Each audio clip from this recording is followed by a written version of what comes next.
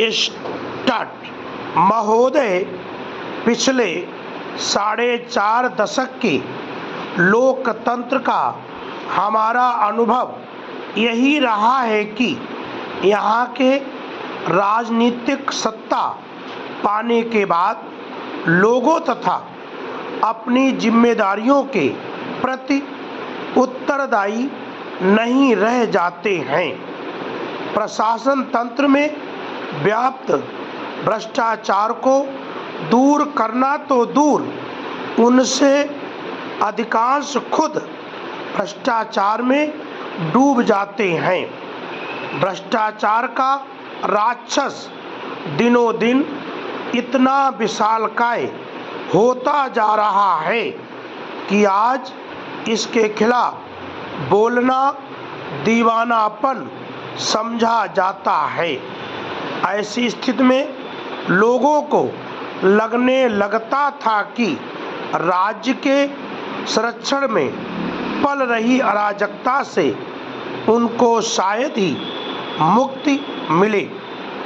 कहा जाने लगा था कि सभी लोकतांत्रिक संस्थाएं अपनी विश्वसनीयता खो चुकी हैं, लेकिन पिछले कुछ वर्षों से समाज में एक नई चेतना भी उभरती दिखाई पड़ रही है और जो संस्थाएं अपनी विश्वसनीयता खोकर मृतप्राय दिखने लगी थीं, वे एकाएक जिंदगी का एहसास कराने लगी हैं। सबसे पहले निर्वाचन आयोग ने जड़ता को तोड़ा। जिस आयोग की चर्चा सिर्फ चुनावों के समय होती थी, वह सार्वजनिक जीवन में नई हलचलें मचाने लगा। कहने की आवश्यकता नहीं कि ये हलचलें हमारे समाज में नैतिक मूल्यों की स्थापना की चाह के कारण थीं। यह दूसरी बात है कि मुख्य निर्वाचन आयुक्त के कुछ निर्णयों ने निर्वाचन आयोग की प्रतिष्ठा गिराई थी, लेकिन आयोग के बहुसदस्यीय होने के बाद जो बातें सामने आ रही हैं, उनसे यही लगता है कि वर्तमान आयुक्त हो या नहीं हो, निर्वाचन आयोग अब अपनी जिम्मेदारी और भूमिका के प्रति गंभीर रहेगा। पैरा, जब टीएन शेषन अपनी सीमाएं पार कर रहे थे, तब एकाएक अदालत ने सार्वजनिक जीवन में आ रही गिरावट को रोकने में हस्तक्षेप करना शुरू कर दिया।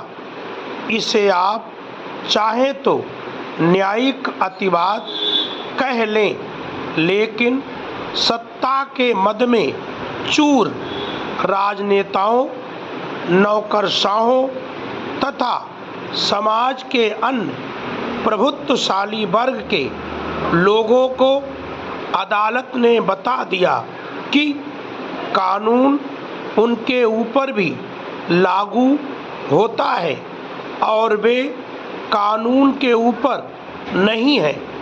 अदालत की सक्रियता ने सीबीआई को भी सक्रिय बना दिया है। कुछ मामलों में विवादास्पद हो जाने के कारण यह जांच एजेंसी भी अपनी विश्वसनीयता खोने लगी थी। लगने लगा था कि इसके हाथ इतने लंबे नहीं हैं कि बड़े बड़े लोगों तक अपने पंजे को वहां पहुंचा सकें, लेकिन जैन हवाला मामले तथा हाल ही के शीला कौल मामले में सीबीआई ने विश्वास के साथ कार्रवाई की है। उससे लगने लगा है कि इस जांच एजेंसी में भी जान लौट रही है। स्टार्ट।